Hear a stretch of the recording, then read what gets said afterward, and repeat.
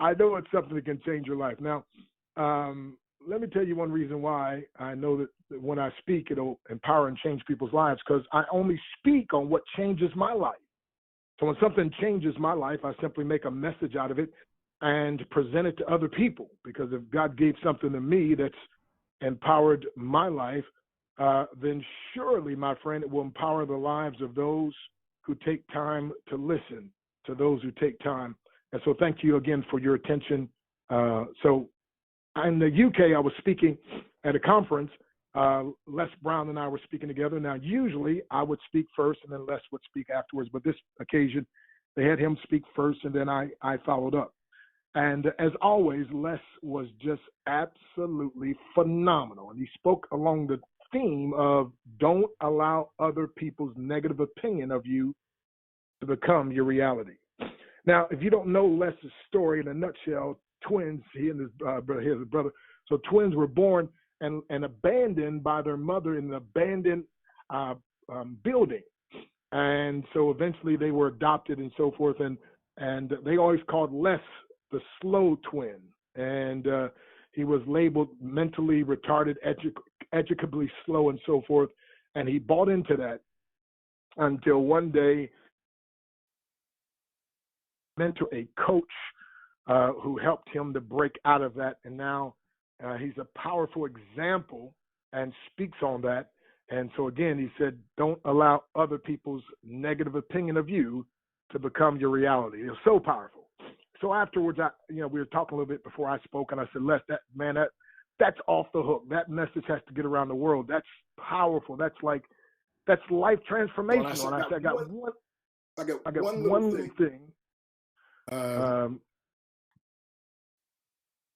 Hold on a second. I said, I got one little thing that I think can help take it even further. And he's like, come on, Doc, what you got? I said, okay.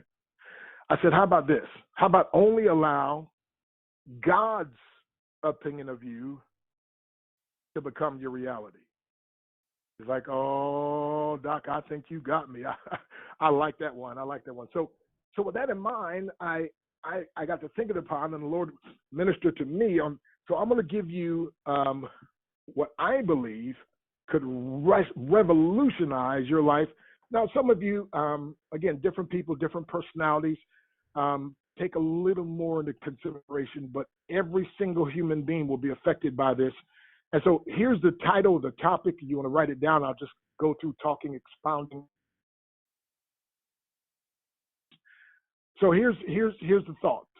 Stop allowing your own or others' negative opinion concerning you, your business, your past, or what you desire to accomplish to become your reality. Instead, only allow God's truth to become your reality. Let me say it again. You want to write this down unless, of course, you're driving, right? But stop allowing, if you can envision a stop sign, right? I'm putting up a stop sign. Stop allowing your own or others' negative opinion concerning you, your business, your past, or what you desire to accomplish to become your reality. Instead, only, I'm emphasizing, only allow God's truth to become your reality. One more time for you slow writers, okay? Stop allowing your own or others' negative opinions concerning you, your business, your past, or what you desire to accomplish to become your reality. Instead, allow only God's truth to become your reality. Romans 3, verse 3 and verse 4, but just verse 4 for right now. Let God be true, but every man a liar. So think about that for a minute. So stop allowing, first of all, your own. See, 83% of self-talk is negative, which means, get this now, I was my worst enemy growing up. I never believed in me. And again, a lot of that is again, if you come up in a great environment, an empowering environment, like Jonathan constantly, I'm calling him, I don't even barely call him Jonathan. I call him Champion all the time. Hey, Champ, right? and embracing and complimenting him and giving him praise for not just things that he does right, but things that he attempts. So he's got an environment of love, an environment of praise, an environment of good examples in front of him and so forth. So someone like that has a lot better chance of coming up with the right type of mentality. But most of our belief system was developed by the time we're 16, which means most of what we believe, we don't believe, is what we picked up based on the environment that we came up in. And if we came up in a good empowering environment, okay, well, we got an extra incentive, right?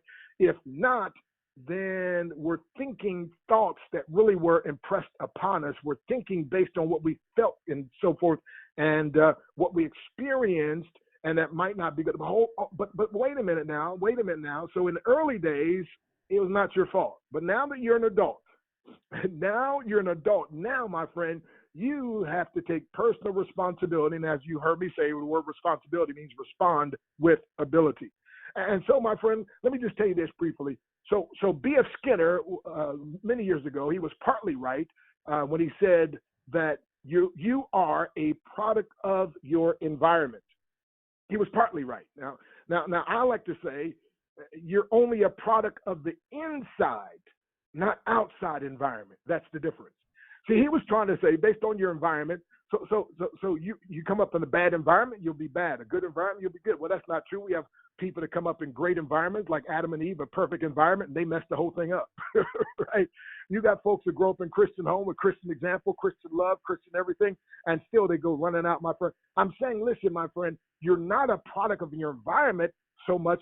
You're a product of the inside environment. In other words, the environment of your mind. As a man thinketh in his heart, so is he. Romans 12:2, be transformed by the renewing of your mind. And so, my friend, if there's no enemy within, the African proverb says, the enemy without can do you no harm. So again, stop allowing your own. See, I'm stopping there first because that's where the problem lies. See, most of us, my friend, are our own worst enemy. And if someone else would talk about you the way you think and talk about yourself, you wouldn't hang around them much. Hello, somebody. I said, if most of the people would criticize you the way you criticize yourself, if most of the people would come down on you the way you come down on yourself, my friend, you wouldn't think highly of them. You wouldn't be around them. And yet, my friend, somehow we've learned, we've grown up doing that to ourselves. And it's so bad that when someone gives us a compliment, we reject it. And when someone gives us criticism, we readily accept it. And sometimes it's under the guise of being a quote unquote humble Christian. The humility thing is really just making sure you're giving credit to where credit is due, and that's Almighty God. But watch this, my friend. Humility is submitting yourself under the mighty hand and mighty arm of God. But watch this, my friend. And by the way, I always say, the beginning of greatness is to be little. The increase of greatness is to be less. The perfection of greatness is to be nothing. And to be nothing, that he might be everything in me.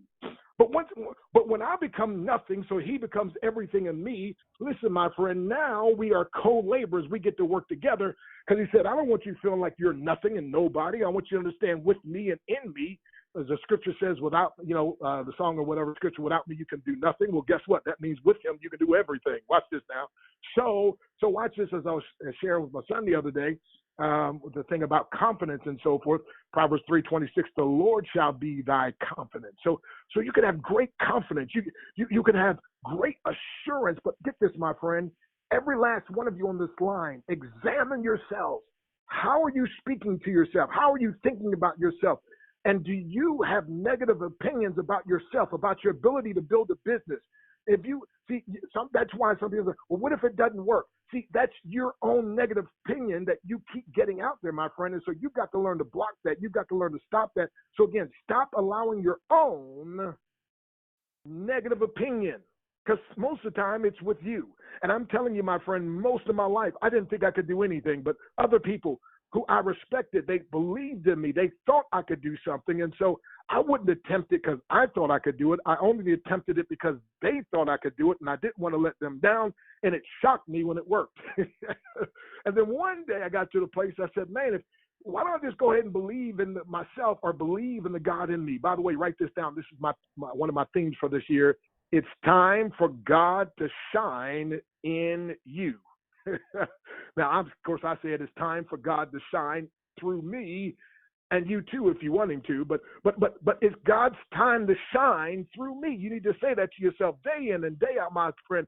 It's God's time to shine. And listen, my friend, when you allow God to shine through you, watch this, it's going to be a difference. But you got to stop. Get this now. Stop allowing your own negative opinion.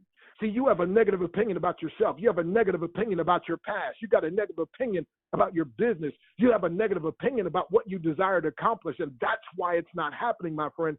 So you've got to have a breakthrough. You've got to have a switch. And you've got to learn, my friend, you got to learn that only God's truth. That's why you got to spend time in this word, my friend. You got to meditate so that God's truth becomes your reality. So again, stop allowing your own, and then again, or others' negative opinions. So let's kick into another gear here. So sometimes it's other people's negative opinion. I love what Booker T. Washington said, by the way. Everything I began to do in life, I began with the ideal I can and will succeed. Man, I wish everybody. He said, everything in life that I began to do, I began with the ideal I can and will succeed. You see, my friend, if you could think that way about yourself, everything would change. See, you're looking for somebody outside of you to help and empower you. See, I don't help people anymore. I only empower people. See, it's like somebody drowning, right? And you jump in and try to save them, and they don't mean to, but they're trying to pull you down, right? So now when I tell people, instead of helping them by jumping in, I empower them by throwing in a life preserver, and so you grab on and I'll pull you out. If not, it's the best eulogy they ever heard. I'm laughing, but I'm really serious about that, my friend. Empower means I help you to understand you got power inside you that's untapped. You got potential inside of you, my friend, that you haven't understood and realized. And now I'm teaching you some things, and I'm being an example to help you to ignite what's on the inside of you, because everything you need, God already knew you was going to come up against it, so he put it deep on the inside of you. But sometimes, like Adam, my friend, it's so deep, he got to put you to sleep and do some surgery, because it's going to be so much pain to bring it out. And God, like in Adam's case, reached down inside of Adam and pulled out of Adam what was in Adam that Adam didn't even know was there. The help Adam needed, Eve, was already inside of him, but he just didn't know. Everything you need, my friend, but I'm telling you, it's a process, and it's a painful process. But my friend, you've got to learn to stop negating the process by what you're negative. Death and life are in the power of the tongue. So you got to learn to stop causing death, or stop allowing other people to cause death by the negative things that they say. Oprah Winfrey, you heard of her, right? And she was told she'd never make it on television. She was told she never, and if you knew her real background, my friend, I don't have time to go through it right now, but incredible situation. But guess what, my friend? Now she's one of the most powerful women in the world, my friend. And I'm telling you, not only made it great in television, owns her own network. Are you hearing me, my friend? What did Oprah do? Oprah didn't know. She stopped allowing her own or others' negative opinion concerning her or her business or her past or what she desired to accomplish to become her reality. Now, whether she knows it or not, she allowed God's truth to become her reality. See, the rain falls on the just and the unjust. Hey, what about Kobe Bryant? And again, I hope you're praying for his family and the other families in this terrible situation. But Kobe Bryant, I saw a little interview of him, and he said this. He said, I had a guidance counselor when I was a little kid that told me to give up basketball. Can you imagine that? One of the greatest players, some people's opinion the greatest, but one of the greatest players ever so far to go down in history. But he was told, see, if he'd allowed, get this now, this counselor, this guidance counselor's negative opinion of him to become his reality, many people would have missed out. He would have missed out. And I'm saying some of you, the same thing is happening. So it's time to stop. Wilma Rudolph. Oh, my goodness. The 20th of 22 children born in Tennessee. And at age 4, she contracted polio. And the doctor said she would never walk again. The doctors, the quote-unquote experts, said she would never walk again. But guess what? Wilma had a mom that believed in her. And Wilma's belief in her. By the way, if your belief in yourself is low, if your self-confidence is low and shot and gone, guess what? Listen carefully. Then you can believe in your mentor's belief in you. Come on, somebody.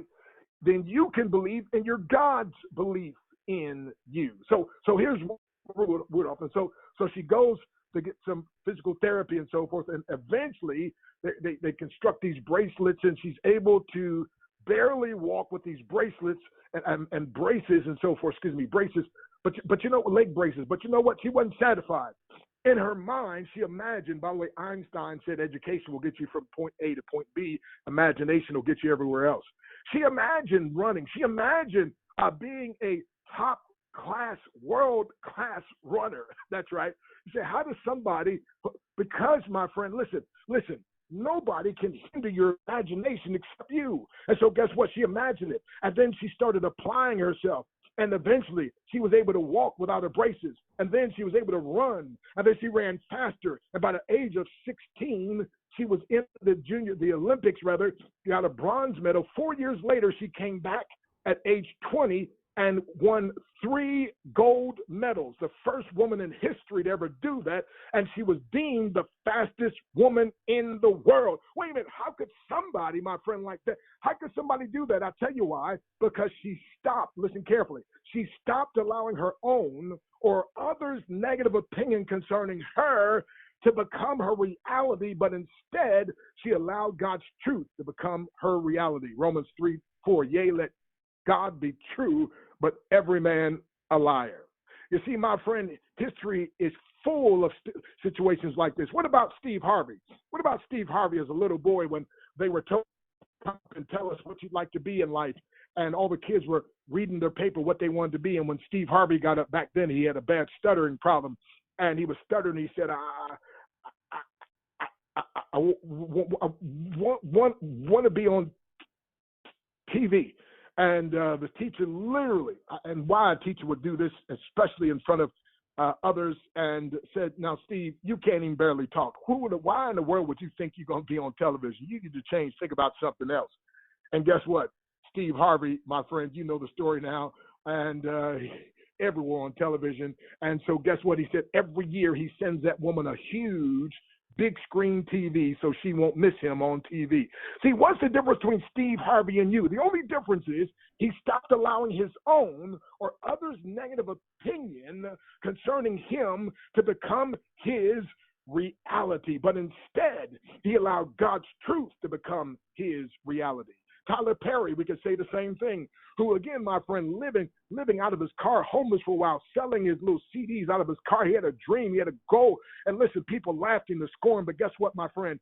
He started all of a sudden taking his Medea, his little play all across the world. And make a long story short, my friend, now he was able to build. And they said, it'll never happen. It'll never happen, Tyler. And he was able to build. They said, Tyler, because you had some success, don't go overboard thinking, no. He was able to build, and now he's got the largest studio in the world. But guess what? Owned by him. And instead of taking deals from somebody else, he created his own deal. And I'm telling you, my friend, what was the difference? The only difference between you and Tyler Perry is he stopped allowing his own or others' negative opinion concerning him, his business, his past, or what he desired to accomplish to become his reality. Instead, he only allowed God's truth to become his reality. I tell you all the time about Myron Golden, the first guy ever led to Christ 42 years ago. And things weren't clicking for Myron. He had polio as a child, but Myron had a strong belief and determination. But, our Christian school, when he graduated, he got the award most likely to get on your nerves. And, flunked out of college. I was a professor at the time. He was one of the students there, and flunked out of college and dropped out. But guess what, my friend? Went on to make millions and millions and millions of dollars. As a matter of fact, there was an event not long ago where he spoke for 45 minutes or less and made $3.8 million. Come on, somebody. This year already, he's already made over $1 million so far for this, this month, last month.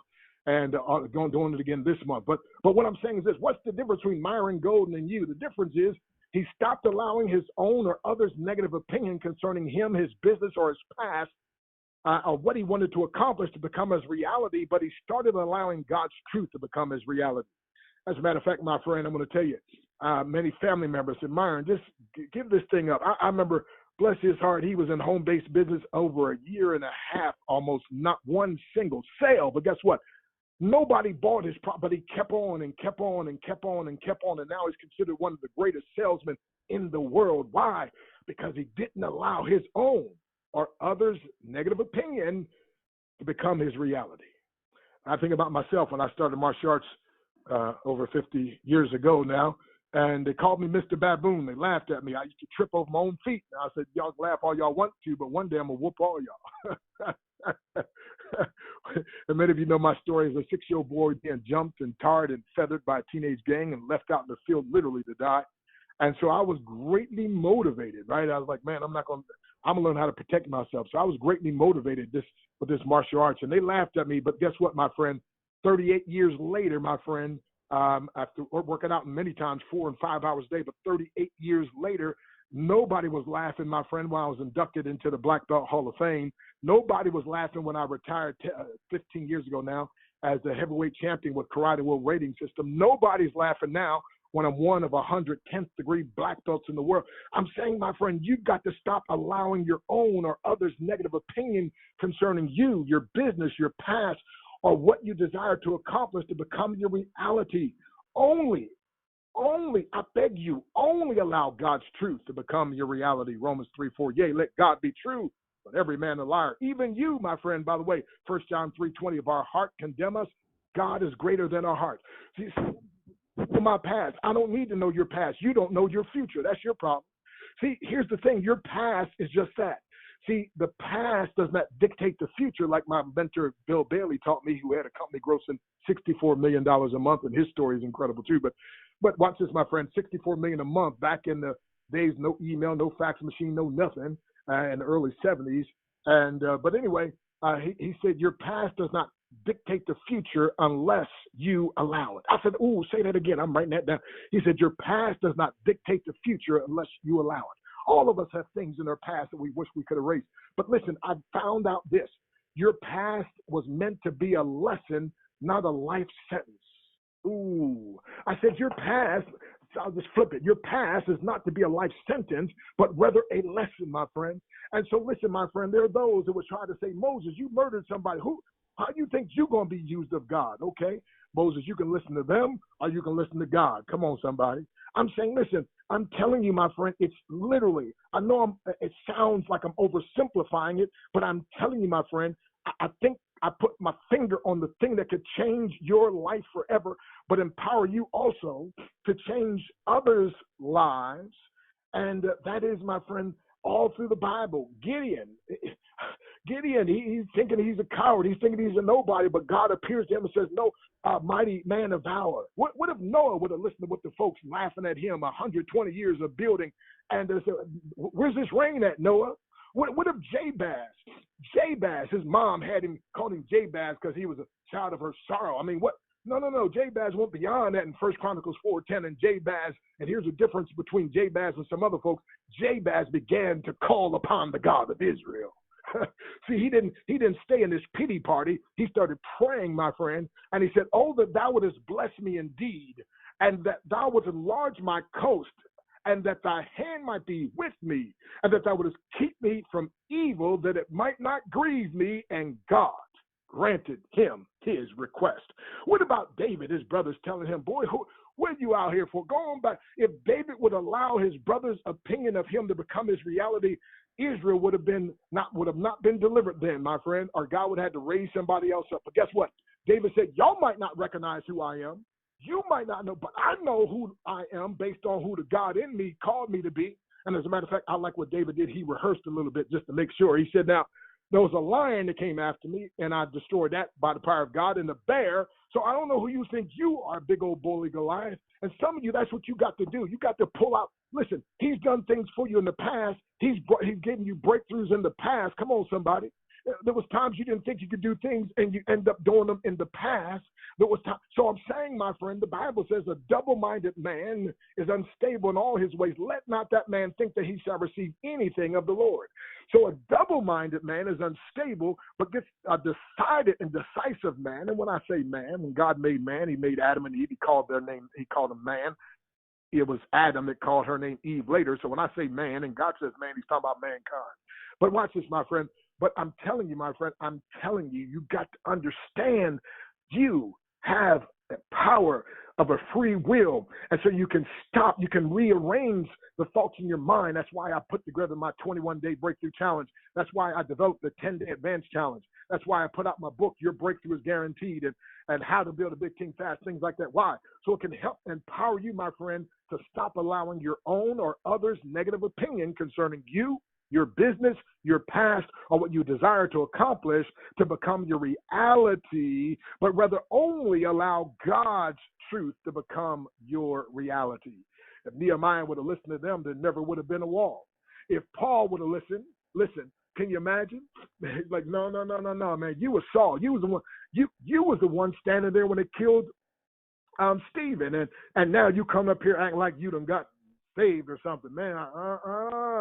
If he would have done like most of us do, he would have stayed Saul, literally.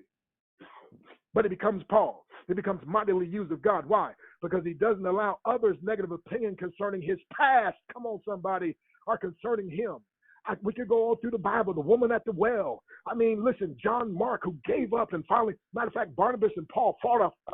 Because he's like, well, I want to take him. Paul's like, no, man, he's a little time for that. And Paul and Barnabas had to, they had to break up because Paul's like, I ain't doing that. But later on in life, Paul says John Mark was profitable. But if John Mark would have allowed his past, if John Mark would have allowed Paul's negative opinion of him to become his reality. See, some of us, we're on guard when wicked people have a negative opinion about us, but what about when godly people have a negative opinion of you? See, the Bible says, blessed is the man, Psalm 1, that walketh not in the counsel of the ungodly. Now, for many years, that had me stooped because I thought that meant you don't walk in the counsel of ungodly people. No, what it really means is you don't walk in the counsel of anything that's ungodly. So what happened was I stayed away from the ungodly counsel from ungodly people, but godly people who didn't quite see it, who had blind spots, and I listened to their ungodly counsel and got messed up in some areas, my friend, and had to get breakthroughs.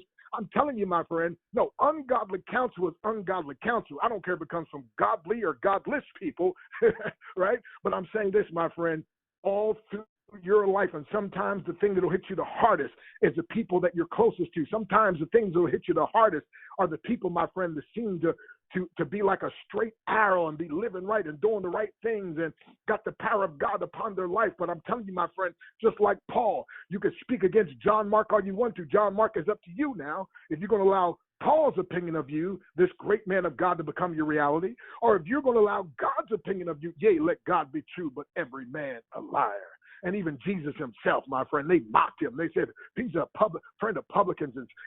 What if Jesus would have been like us? And what if Jesus would have allowed other people's negative opinion of him to become his reality? You wouldn't have salvation today, my friend. But the Pharisees, they found fault in him. There wasn't any fault in him, but they projected their own fault. But when people blame you, and sometimes I've been there, they blame you for something long enough, you're like, man, if I'm getting blamed for this, I might as well go on and give into it. No.